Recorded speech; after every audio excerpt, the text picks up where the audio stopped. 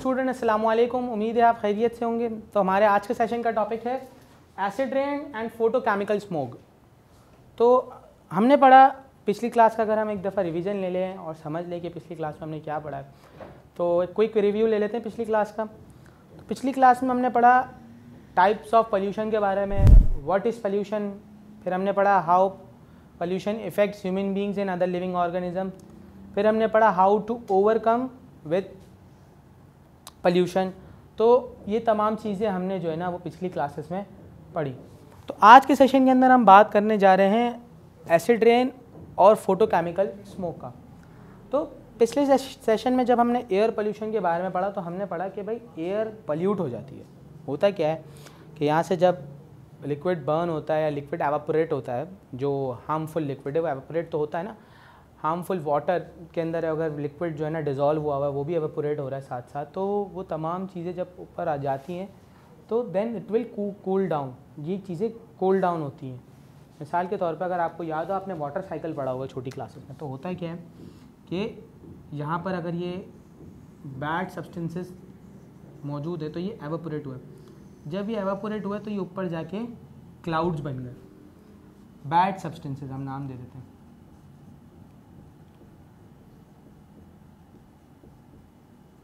सही है, ये ऊपर जाकर क्लाउड्स बन गए। अब क्लाउड्स बनने के बाद ये कूल डाउन होते हैं। ये प्रोसेस हो गया आपका एवापोरेशन,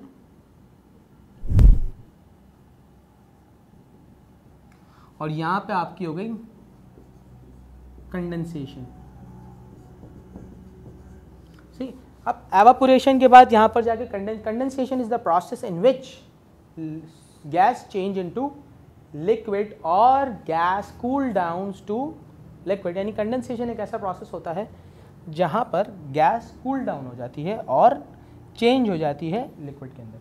तो जब बारिश होगा, ये जो वाटर साइकिल का हमारा प्रोसेस है वो बिल्कुल इसी तरह से होता है कि भाई यहाँ से एवापोरेशन होती है और यहाँ पे जाके कंडेंसेशन हो जाती है। अच्छा, अब चूंकि ये बैड सब्सटेंसेस एवापोरेट हुआ है, अच्छा वाटर साफ़ सुथरा पानी एवापोरेट नहीं हुआ, इसलिए जो बारिश की फॉर्म में गिरेगा वो भी बैड सब्सटेंस होगा या उसके अंदर बैड सब्सटेंस की क्वांटिटी होगी। सही, तो इस बैड सब्सटेंस को हम कहते हैं एसिड रेन। क्या कहते हैं स्टूडेंट्स? Acid rain. आपको ये बात जान के बड़ी हैरत होगी कि ये एसिड रेन की जो डिस्कवरी है वो कैसे हुई।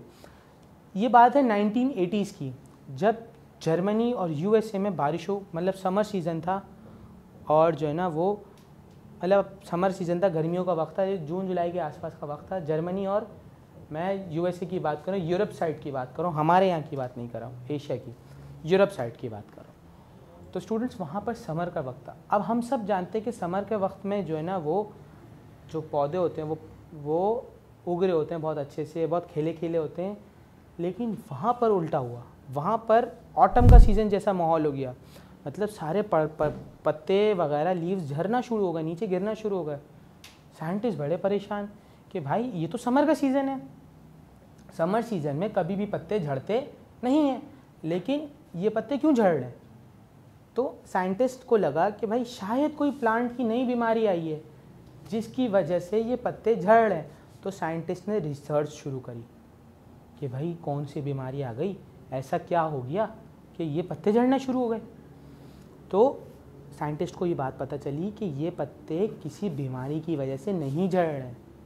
जब मॉनसून सीज़न आया था तो बारिशें हुई थी, और बारिशें किस तरह की हुई थी? एसिड रेन हुई थी, जिसकी वजह से जो मिनरल्स, जो सॉल्ट्स, जो मैग्नीशियम, जो मतलब जो न्यूट्रिएंट्स सॉइल से मिलने वाले थे प्लांट को, वो वॉश ऑफ हो गए। एसिड रेन ने उन्हें वॉश ऑफ कर दिया, यानी वहाँ से हटा दिया, जिस वजह से प्लांट्स को एप्रोप्रिएट न्यूट्रिएंट्स नहीं मिल पाया। अब प्लांट्स को एप्रोप्रिएट न्यूट्रिएंट्स नहीं मिल पाया, एप्रोप्रिएट चीज़ें नहीं मिल पाई, तो क्या हुआ कि प्लांट्स के पत्ते झड़ गए, वक्त से पहले पौधा ख़राब हो गया। और ये बहुत ज़्यादा तादाद में हुआ था। ये जो सिटीज़ जो मैं आपको बता रहा हूँ बेटा, ये बहुत ज़्यादा इम्पैक्ट हुए थे। मतलब समझ लीजिए कि हाफ़ ऑफ द प्लांट्स जो है ना वो इससे मुतासर हुए थे। जितने भी वहाँ पे प्लांट्स थे उसके हाफ़ का अगर मैं बताऊँ तो वो हाफ़ ऑफ द परसेंट यानी 50% ऑफ प्लांट्स जो है ना वो इस एसिड रेन की वजह से मुतासर हुए थे। एसिड रेन न सिर्फ प्लांट्स को, हमारी बिल्डिंग्स को, क्योंकि हमारी बिल्डिंग्स बनती हैं, हमारी जो बिल्डिंग्स के ऊपर जो प्लस्तर होता है सीमेंट का, तो सीमेंट के अंदर मैग्नीशियम, कैल्शियम, ये तमाम चीज़ें होती है और एसिड रेन इन तमाम चीज़ों को वॉश ऑफ करता है। हमारी बिल्डिंग्स अक्सर खोखली हो जाती है, खोखली इन अ सेंस के अंदर से उनकी डेंसिटी कम होना शुरू हो जाती है। क्यों? क्योंकि वो बारिशों के बाद वॉश ऑफ हो रहा है, वॉश ऑफ हो रहा है, वॉश ऑफ हो रहा है। तो एक वक्त आता है कि वो बिल्डिंग्स गिर जाती है, रोड ख़राब हो जाते हैं। तो ये तमाम चीज़ें केमिकल की प्रेजेंस की वजह से हो रही है। और आपको पता है हमें अक्सर स्किन की बीमारियाँ हो जाती है लोगों को, अक्सर हमने अपने बड़े बुजुर्ग से सुना है भाई पहली बारिश में नहीं नहाना, हमेशा जाके दूसरी बारिश तीसरी बारिश में नहाओ, पहली बारिश में ना नहाओ।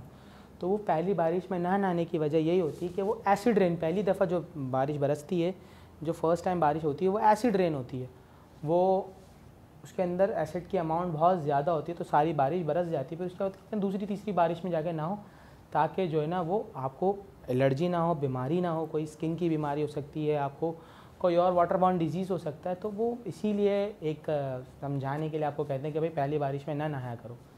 तो स्टूडेंट्स अपने टॉपिक की तरफ वापस चलते हैं। अच्छा, तो ये तो हमने बात कर ली एसिड रेन की, एसिड रेन के कॉजेज़ की, एसिड रेन के इफ़ेक्ट्स की। अच्छा, एसिड रेन हमने बात करी कि जो बैड सब्सटेंसेज हैं वो एवापोरेट होते हैं और फिर वो बारिश के साथ बरसते हैं, वाटर के साथ डिज़ोल्व होकर, तब जो है ना ये एसिड रेन होती है। अब हम बात करते हैं फोटोकेमिकल स्मॉग की। तो मैक्सिको, आप में से कहीं ने नाम सुना होगा मैक्सिको का, आप में से कितने कहीं ने नहीं सुना होगा, किसी के लिए नया जगह होगी। तो मैक्सिको एक सिटी है, एक जगह है। अच्छा, मैक्सिको या महीको दोनों प्रोनाउंसिएशन है, महीको स्पेनिश में कहते हैं और मैक्सिको हम नॉर्मल इंग्लिश में यूज़ कर रहे होते हैं।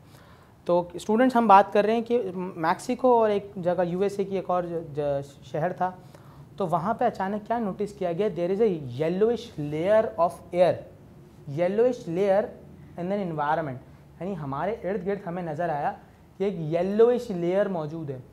तो वो हवा में येलोइश लेयर बनना शुरू हो गई।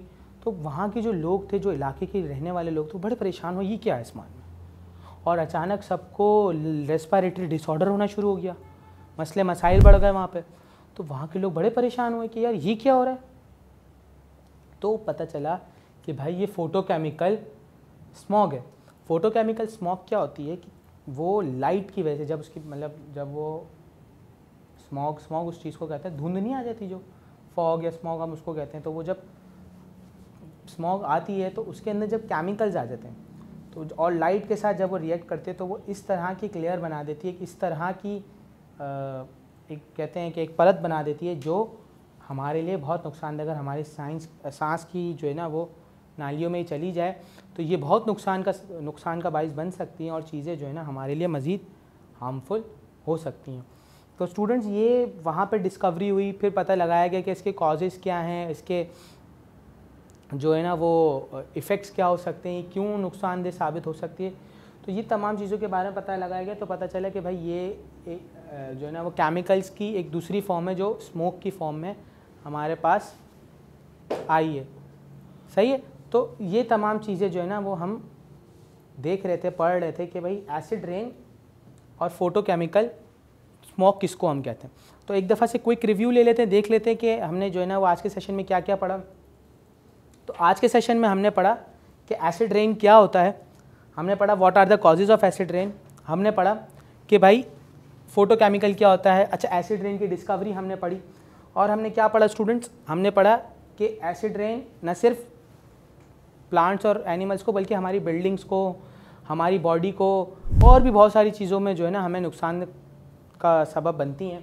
फिर हमने पढ़ा फोटोकेमिकल स्मॉग के बारे में। स्मॉग हमने पढ़ा कि भाई ये मैक्सिको और वहाँ पे यूएसए का एक सिटी था, वहाँ पे डिस्कवर हुई थी। तो ये तमाम चीज़ें आज के सेशन में हमने पढ़ी। तो आज के सेशन का हम इख्तिताम करते हैं। मैं उम्मीद करता हूँ कि आज के सेशन में आपने बहुत कुछ सीखा होगा। अपना बहुत सारा ख्याल रखिएगा। अगले सेशन में मुलाकात होगी। खुदा हाफ़िज़।